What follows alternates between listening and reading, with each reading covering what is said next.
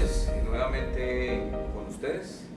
Les doy la bienvenida a mi casa. Hoy estoy aquí después de un día de trabajo y de compartir con algunos amigos de Latinoamérica algunas de las conferencias que estamos dictando sobre gestión del riesgo y sistemas de navegación y procedimientos de navegación avanzado. Un saludo para todos nuestros amigos de Latinoamérica que nos han visto y que han compartido nuestros videos y precisamente a ellos y algunas personas de la industria quiero darle respuesta a unos mensajes que me han llegado y que me han parecido interesantes. Ya en conjunto he reunido 12 frases que me han pedido que explique de manera privada o en reuniones con amigos o con pilotos.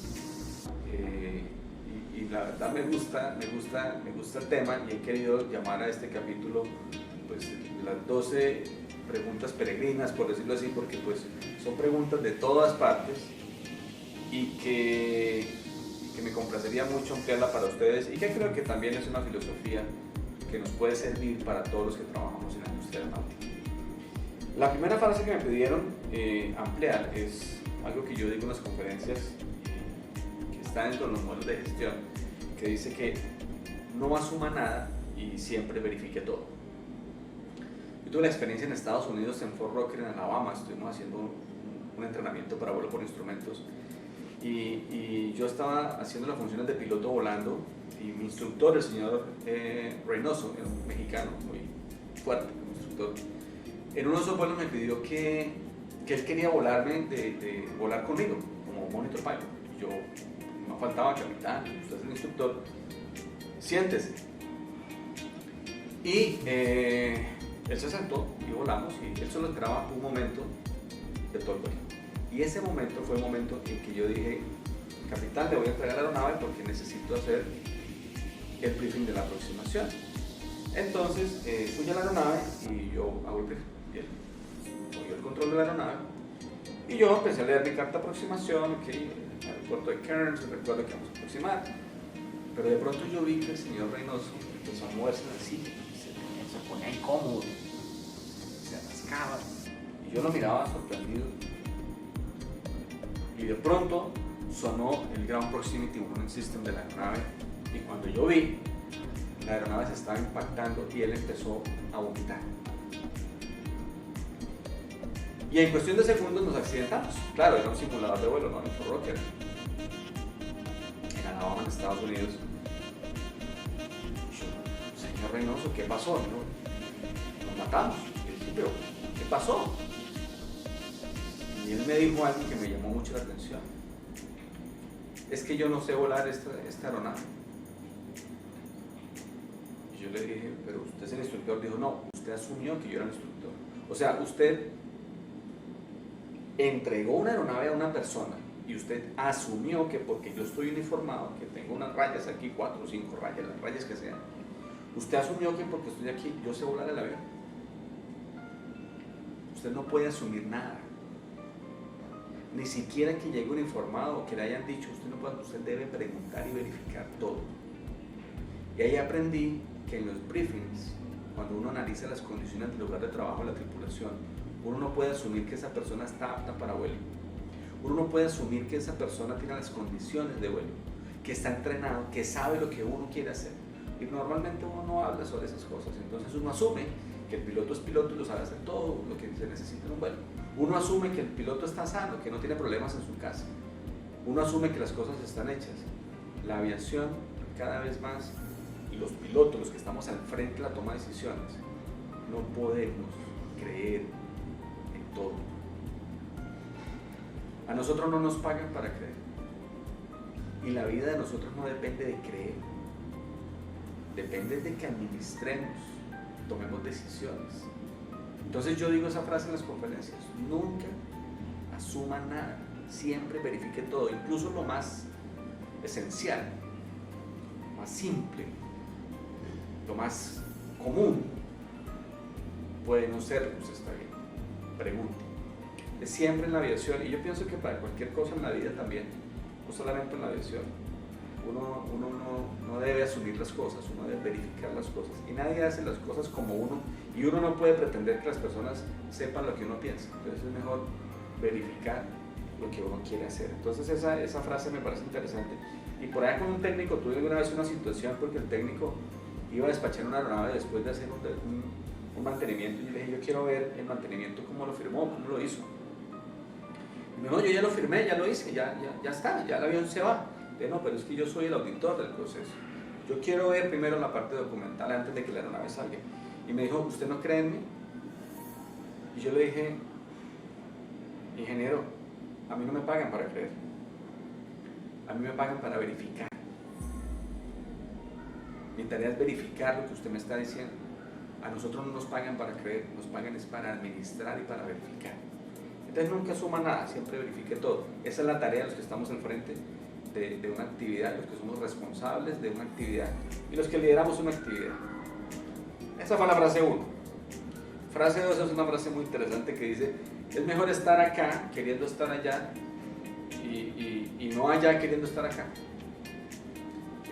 Yo creo que la aviación es una profesión muy linda, es una profesión que se disfruta, es una profesión que desde niños la gente sueña con volar.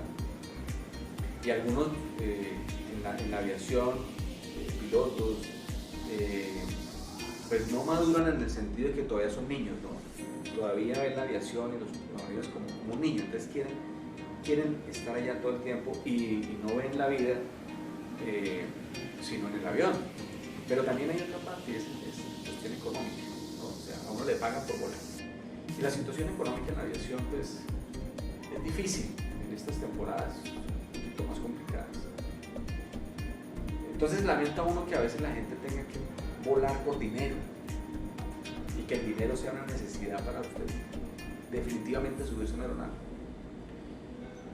Pero si hay algo que yo he aprendido en la vida es que más allá de querer volar,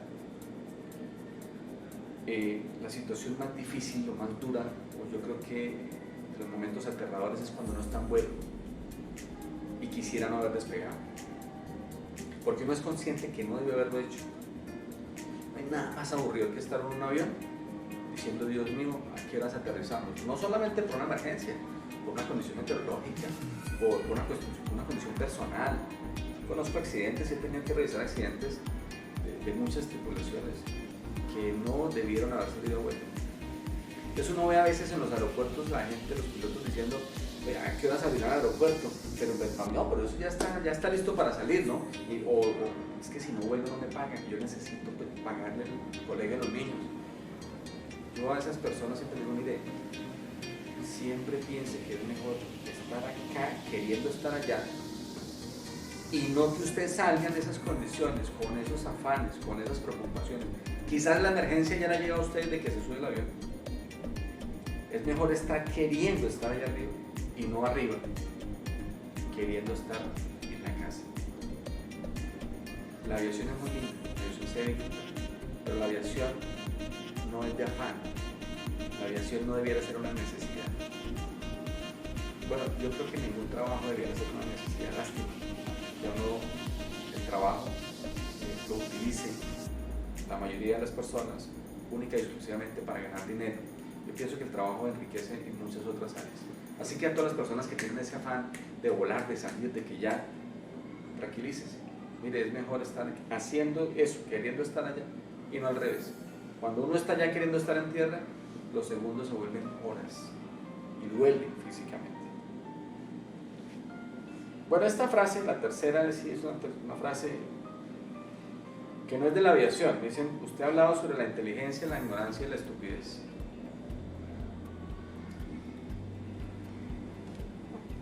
Resulta que algunas personas creen que ser inteligente es saberlo todo.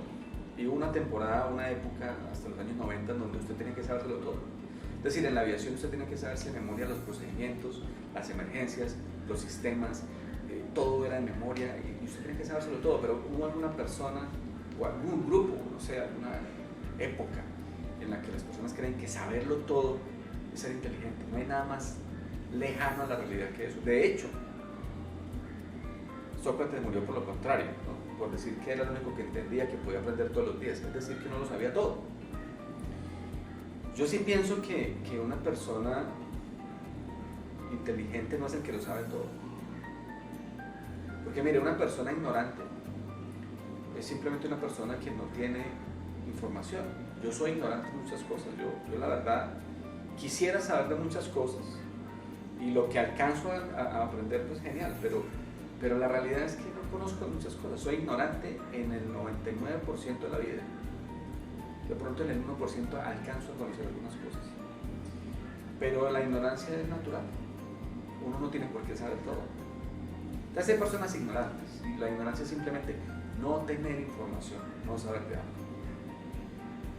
Una persona inteligente no necesariamente lo sabe todo, pero esa persona lo que lo hace inteligente es que sabe dónde está la información y sabe cómo consultarla. Mire, había una vez un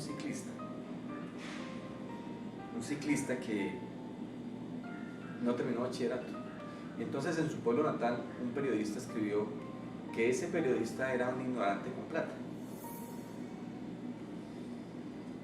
Entonces el periodista fue invitado a la casa del corredor de bicicletas, y el corredor de bicicletas le dijo: usted dijo que yo era un ignorante con plata. Le dijo: sí, claro. ¿Y por qué dice eso? No, porque usted no terminó el bachillerato siquiera, usted escasamente sabe leer y escribir. Dijo: ah, no, eso es cierto. En ese sentido yo soy ignorante, pero porque no conozco muchas cosas, pero yo quiero saber quién de los dos es más ignorante. Entonces le dijo: pregúnteme lo que quiera, pregúnteme lo que quiera. El periodista, por lucirse, le dijo, ejemplo, ¿no? ¿Cuál es la ecuación de la sustentación? El periodista oprimió un botón y salió un ingeniero. Y contéstele. Dijo: ah, no, la ecuación de sustentación, medio de la masa por la velocidad al cuadrado por el coeficiente de sustentación. Pregunta otra cosa. Ah, no, pues así, entonces, ¿qué es embriología? Oprimió un botón y salió un biólogo. Ah, no, embriología es el estudio de los embriones y el implante de embriones así. Entonces el periodista ya se fue sintiendo incómodo. Y lo que el periodista le preguntaba, él oprimía un botón y salía un especialista y le contestaba. Entonces el periodista se ofendió. Dijo: no, es que así cualquiera contesta todo, y se iba a ir. Entonces el ciclista le dijo: no, espere, no se vaya. Es que usted dijo que yo era un ignorante. Yo quiero saber cuál de los dos es más ignorante. Y tenía a todos los especialistas ahí. Entonces les dijo: ustedes, muchachos, ahora pregúntenle a él para ver si contesta. ¿Cuál de los dos era más ignorante? Entonces, la inteligencia no es saberlo todo. La inteligencia es saber en dónde está la información y saber cómo consultarla a tiempo. Esa es una persona inteligente. La persona ignorante es una persona que no tiene información. ¿Pero qué es una persona estúpida? Una persona estúpida es un ignorante que quiere comportarse como si fuera inteligente. El que le quiere dar respuesta a todo sin información. Esa es una persona estúpida. Y conozco muchas personas que quieren darle respuesta a todo sin la información. Yo pienso que una de las mejores respuestas que uno puede dar en la aviación y en cualquier parte es: no sé. La persona que dice no sé tiene una puerta abierta gigante para que le den información y aprenda. Aceptar la ignorancia es algo genial, pero el ego a veces lo lleva a uno a pretender actuar como un inteligente sin la información. Eso es ser estúpido en la vida. Entonces, cuando yo hablo de inteligencia, ignorancia y estupidez, lo manifiesto en las conferencias sobre la asimilación de la información de los programas de entrenamiento. Yo digo lo importante que es preguntar, lo importante que es tener la información y consultarla, y lo importante que es no comportarse equivocadamente con esos conceptos. Bueno, aquí hay otra frase, la frase 4 dice, y la digo yo en los programas a veces, es: la cuestión es hacerlo complejo simple y no al revés. Es que la verdad, los que somos instructores o facilitadores, esa es la tarea es coger algo que es complejo y volverlo simple y de fácil entendimiento para las personas. Pero las personas que tienen un ego inflado, que quieren figurar, cogen lo sencillo y lo vuelven complejo para hacerse indispensables, cosa que es absurdo. Es decir, eso no tiene ningún asidero, porque cuando usted es, usted no tiene que demostrar nada.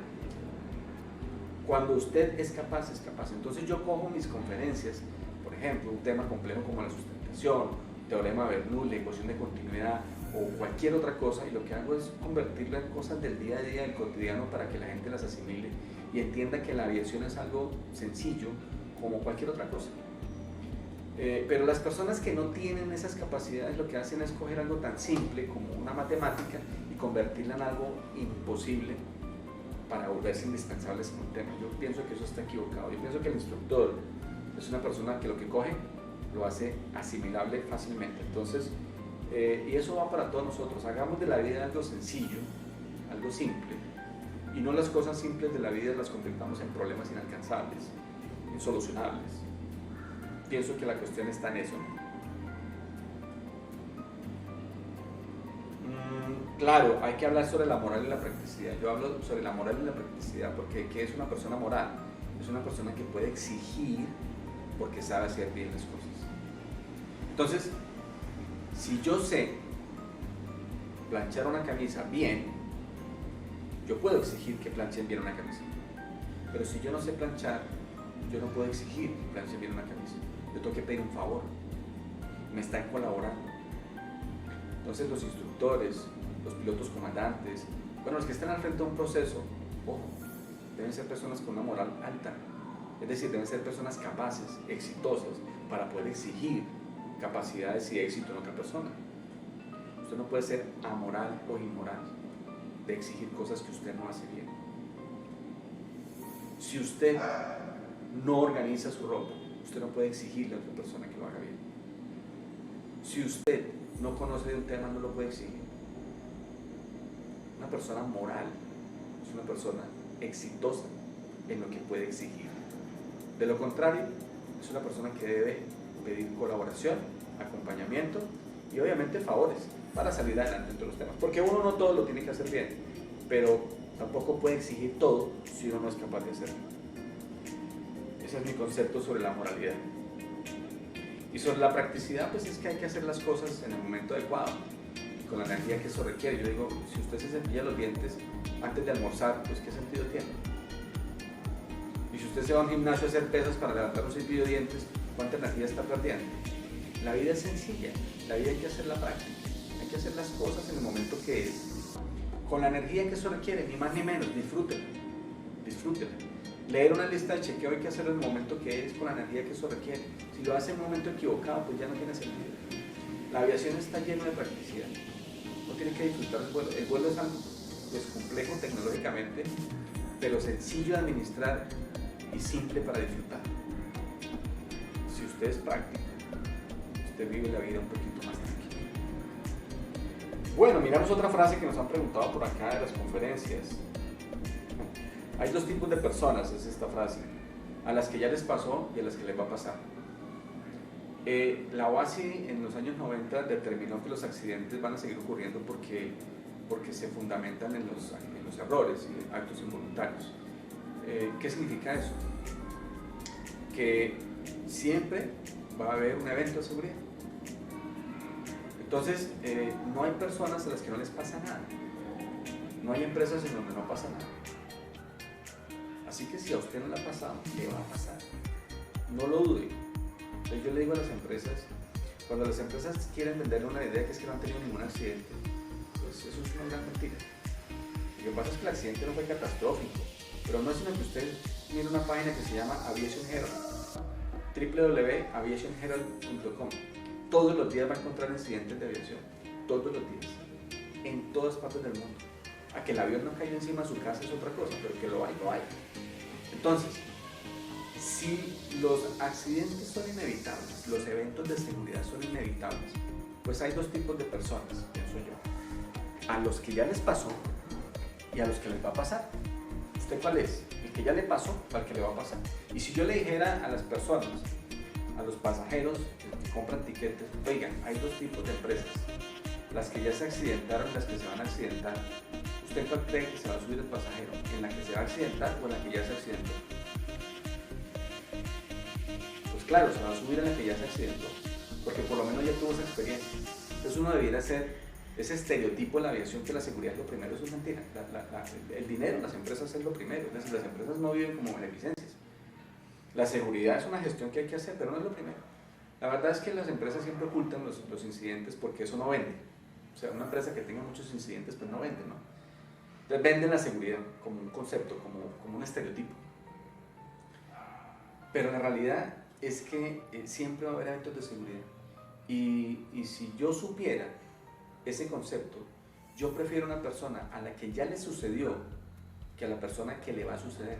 Porque una persona a la que ya le sucedió por lo menos tiene conciencia situacional. A la que no le ha sucedido es que quizás anda sin la conciencia de que le puede suceder.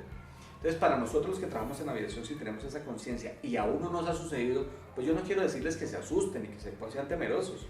Lo que les quiero decir es, prepárese, trabaje, utilice herramientas de gestión, conozca las herramientas de gestión del riesgo, para que cuando le pase un evento de seguridad, las consecuencias sean muy pequeñas. Es decir, a nivel catastrófico sean consecuencias sencillas. Pero lo cierto es que en la aviación no hay personas a las que no les pase nada. Eso sí está equivocado. Si no le ha pasado nada, o con usted que no le ha pasado, pues créanme que le va a pasar. Le va a pasar en la aviación. Prepárese para que usted no tenga un accidente catastrófico, sino que un evento de seguridad sea no más que eso. Muy bien. ¿Sale más costoso cambiar al individuo que modificar su entorno? Claro que sí, eso lo vimos nosotros en las capacitaciones de manejo del error. Y es que resulta que las consecuencias de los errores, cuando se comete un error que es un acto involuntario, las consecuencias no dependen de la persona, las consecuencias dependen del entorno, y eso yo los invito a que vean esas conferencias que están en mi canal de YouTube, en donde está la estrategia, la filosofía del error, y van a entender que un evento sea catastrófico no depende del entorno, de dónde está la persona, no depende de la persona. Y cambiar a la persona pues no elimina el error y mucho menos las consecuencias. Es posible que usted cambie a la persona y se acaben los errores de esa persona, pero la que llegue va a llegar con errores, y de pronto son errores más catastróficos o más probables. Entonces cambiar a las personas no elimina el error, pero sí es más costoso. Porque para usted contratar, por ejemplo, un piloto o un técnico, usted necesita un proceso de selección, necesita una capacitación, necesita una asimilación.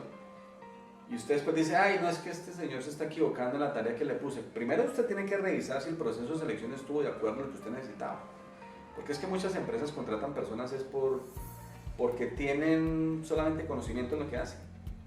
Y las actitudes, y las adherencias a la estandarización y a la seguridad, ¿no? Entonces, después empieza la empresa a pelear por los errores y con las personas.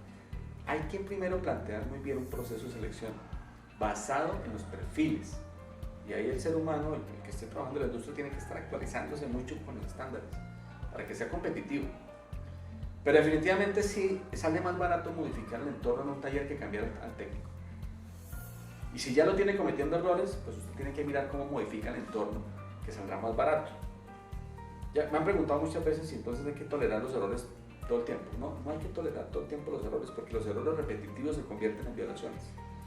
Pero sí le puedo asegurar, y eso no solamente lo digo yo, lo dicen expertos en la materia del error, es que si usted quiere mitigar las consecuencias de las personas cuando cometen errores, más bien, digámoslo como debe ser técnicamente, si usted quiere mitigar las consecuencias de los errores que son causados por las personas como actos involuntarios, modifique el entorno. Modifique el entorno. Muy bien, ¿qué más podemos decir? Los accidentes son inevitables, claro, los accidentes son... Nadie se sube a un avión a accidentarse, nadie. A menos que sea un terrorista o alguien que está enfermo mentalmente, pero eso ya no es un accidente del safety, es security. Nosotros, los accidentes del safety, que son actos involuntarios, se sabe que los pilotos, nadie se sube a accidentarse. Un técnico no quiere equivocarse para que un avión se caiga, jamás. De hecho, pues eso está fuera del contexto. Pero los accidentes ocurren. ¿Por qué ocurren? El 99.99% de las veces, lo hemos dicho, ocurren por errores en el ser humano. Y el error es un acto involuntario que es inevitable. Entonces, si el error es inevitable, y en eso se fundamenta el accidente es inevitable. Entonces, la OASI ya lo dijo, y todos los sistemas de estudio, no vamos a evitar accidentes porque los accidentes van a seguir ocurriendo. Lo que tenemos que tratar de hacer es que la probabilidad sea menor y la severidad sea menor. O sea, usted ve la definición de seguridad operacional, que dice que la seguridad operacional se basa en un proceso de identificación de peligros y gestión del riesgo para mantener unos niveles estándares, unos niveles aceptables de seguridad operacional. Pero en ninguna parte dice que va a evitar accidentes. Va a ser un proceso de mitigación del riesgo, la probabilidad y severidad. Así que si usted está pensando en volar, sepa que está expuesto a un accidente en cualquier momento. Los accidentes son inevitables. Esa campaña de prevención de los accidentes es como adivinar cuándo me voy a quedar dormido. Eso no tiene sentido. Adivinar la respiración, eso no tiene sentido. El accidente está permanentemente. Usted tiene que saber que está expuesto a eso permanentemente. Más bien sepa que se va a accidentar. Y si usted piensa que se va a accidentar mañana, pues trate de que sea pasado mañana. Pero usted sepa que se va a accidentar porque el accidente es inevitable. Ahora, si usted se va a accidentar, pues procure que la severidad entonces no sea un accidente, sino un evento. Y si iba a ser un evento, pues procure que sea simplemente una situación no deseada. Y así, trabaje en la probabilidad, en la severidad, es decir, en los riesgos, ¿no? Pero definitivamente esos eventos son inevitables. Manejar borracho no es un peligro. A mí me han dicho de todo por esa frase y yo la digo y la sostengo. Manejar borracho no es un peligro. Eso está equivocado. Eso es como las campañas de prevención del embarazo. Eso nunca se va a quitar. Eso no funciona. Resulta que la gente cree que manejar borracho es un peligro y cuando uno ve la filosofía del peligro, capítulo 4, definición de peligros, el peligro es una persona, animal o cosa que puede causar daño, condición u objeto que potencialmente puede causar daño. Manejar no es ni persona ni animal de cosa. Entonces, ¿qué pasa? Supongamos esto. Si yo creo que manejar borracho es un peligro, entonces yo veo a un amigo que está tomando trago y como yo creo que manejar borracho es un peligro, entonces yo lo que hago es que le quito las llaves del carro. Como yo le quité las llaves del carro, entonces yo asumo que él ya no va a manejar y ya quité el problema. Pues no hay nada más equivocado, porque ¿qué dejé libre? El borracho. Resulta que el borracho no va a manejar su carro porque le quitan las llaves, pero entonces el borracho salió caminando y se fue y lo cogió una buceta y lo mató porque atravesó la calle borracho. El peligro no era que manejar. ¿O qué tal el borracho que es terco? Yo le quito las llaves del carro, entonces va y se coge a escondidas las llaves de otro carro y se va en otro carro y se mató en otro carro. A nosotros nos dijeron, entregue las llaves, como si ese fuera el problema. El problema no es manejar, el problema es el borracho. Si yo entiendo que el problema es el borracho, o sea, el sustantivo, la persona, el señor puede tener las llaves del carro, pero si yo estoy ahí con ese peligro que es la persona, yo no lo dejo manejar. Yo lo acompaño, lo manejo, lo llevo a su casa. Si se va a ir caminando, me voy con él caminando. Esa es la realidad. Entonces, ojo, a lo que yo me refiero es que la acción de manejar, la acción no es el peligro. El peligro es la persona. Si usted quita las llaves, dejó suelto el peligro y ese peligro es potencial, permanentemente puede causar cualquier cosa. Entonces hay que entender bien la filosofía. Por ejemplo, volar bajito es un peligro. No, eso no es el peligro. Porque entonces, ¿cómo aterrizamos? El peligro es el avión, el peligro es el suelo. Si usted no sabe controlar el avión y el suelo, pues entonces ahí tenemos una condición de riesgo. Pero volar bajito, no. Correr rápido es un peligro, no, correr rápido no es un peligro porque entonces los atletas. El peligro es la persona, los zapatos, el piso inestable, esos son los peligros. Entonces hay que saber identificar los peligros para poder inferir en la fuente del peligro. Eso es clave, porque si usted cree que manejar es el peligro, va a dejar el peligro suelto. Si usted cree que correr rápido es el peligro, pues va a dejar el piso inestable suelto. Entonces va a haber siempre un accidente porque usted interpretó mal el peligro. Esa es una condición, y es una frase que me ha gustado mucho y yo algún día la voy a publicar en una valla para que me busquen y me investiguen por eso. Bueno, por aquí tenemos otra frase que dice, una definición de aviación, que dice que la aviación son horas y horas y horas de aburrimiento salpicadas de notable terror. Esa es una frase que yo vi en un video de un accidente en Fort Worth, Texas, de un 727, donde decía, la aviación son horas y horas de aburrimiento salpicadas de notable terror. Todos los que hemos volado sabemos que es así. La aviación es monótona, es rutinaria, claro, se disfruta, es muy bonita, y cada vez más cuando uno aprende a administrar entornos y a trabajar en equipo y administrar los sistemas de navegación y bueno, el performance es una delicia, pero la realidad es que son horas y horas de lo mismo, pero hay instantes, segundos de terror, como una desorientación espacial, por ejemplo. que puede durar segundos. Es terrible. Una alarma, una falla. La verdad es que esa es la aviación. La aviación es una industria y es una carrera hermosa, pero para mí también sería como eso. Hay que cuidarnos de esos momentos o segundos de terror. La frase número 11 de esta lista de 12. La clave está en desaprender. La gente hoy en día se preocupa por aprender, pero no desaprende. O sea, no cambia. Quiere vivir las técnicas de hace 40 años hoy en día. Eso no funciona. Y más difícil será desaprender que aprender toda la vida. Entonces, cuando usted hace la transición de un equipo a otro y usted conoce un piloto que ya viene de volar otro equipo, para que ese piloto se adapte a la nueva cabina y todo eso, él va a querer hacer en la cabina nueva lo que hacía antes, ¿no? Y todavía hay centros de instrucción que venden entrenamiento de hace 40 años, objetivos vencidos, rancios. Entonces, ¿por qué? Porque es muy difícil cambiar, la gente no quiere cambiar, la gente como está quiere estar bien. Y desaprender es muy difícil. Resulta que una de las condiciones y las cualidades de una persona hoy en día es poder desaprender para poder aprender algo nuevo, para poder ser competitivo hoy, no hace 40 años. Entonces la gente mayor, la gente adulta, yo por ejemplo, a veces me cuesta trabajo aceptar algunos cambios y ahí es donde está la clave. La clave es que usted pueda desaprender algunas cosas para poder adherir cosas nuevas y no tener que luchar con la industria hoy, no tener que pelear contra la filosofía del día de hoy, sino más bien convivirla, vivirla. Entonces la clave está en que uno pueda desaprender cosas, sacarlas de esta CPU, sacarla del chip y operar con lo que tenemos hoy en día.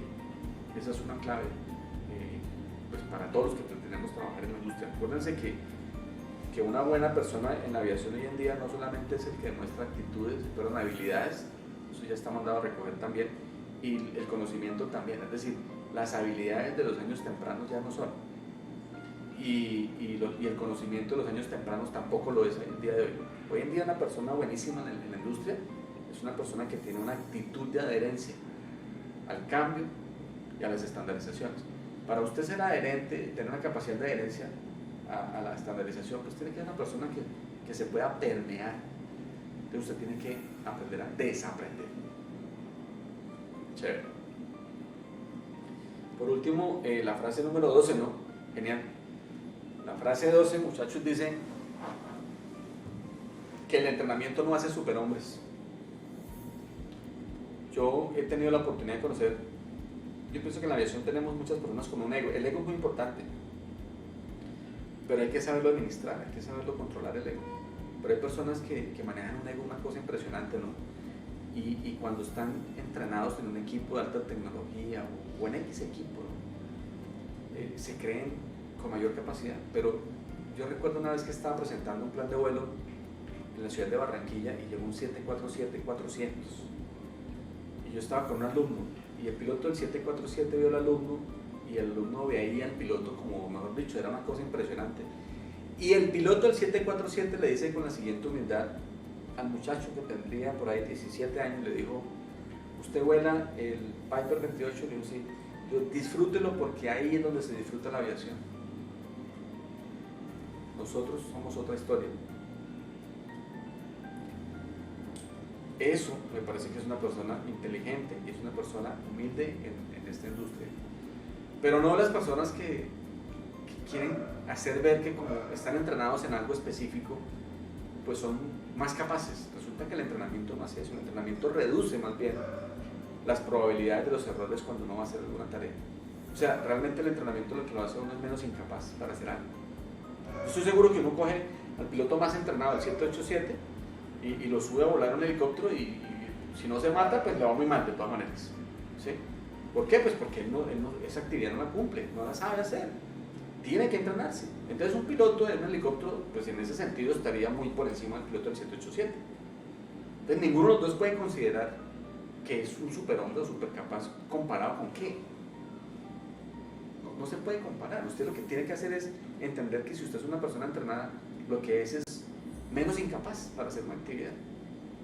Y un instructor lo que tiene que tener es eso, más bien la gran capacidad de enseñar técnicas y no sus cualidades personales. Eso no se debe hacer.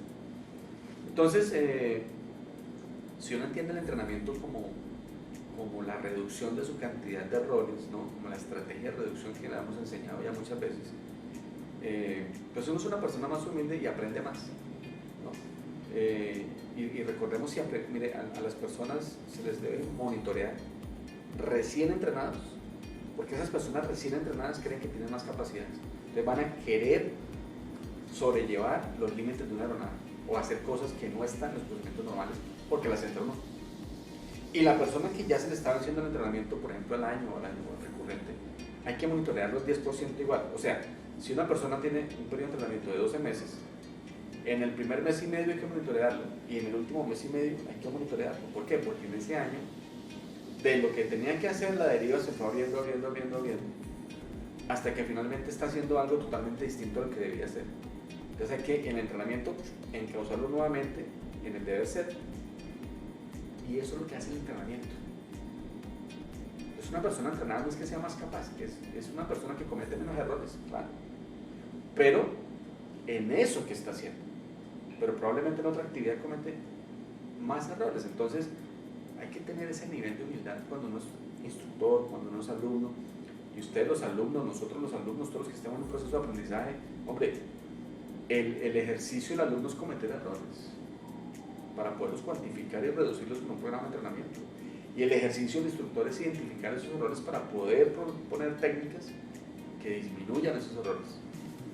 Bueno, esas son 12 charlas, perdón, 12 frases que me han pedido, que pues hoy aquí llegué a la casa y dije, bueno, vamos a darle respuesta a los amigos y a los compañeros y creo que es una filosofía que es importante compartirla. Entonces ahí se las voy a dejar para que esas 12 frases nos sirvan de algo en algún momento.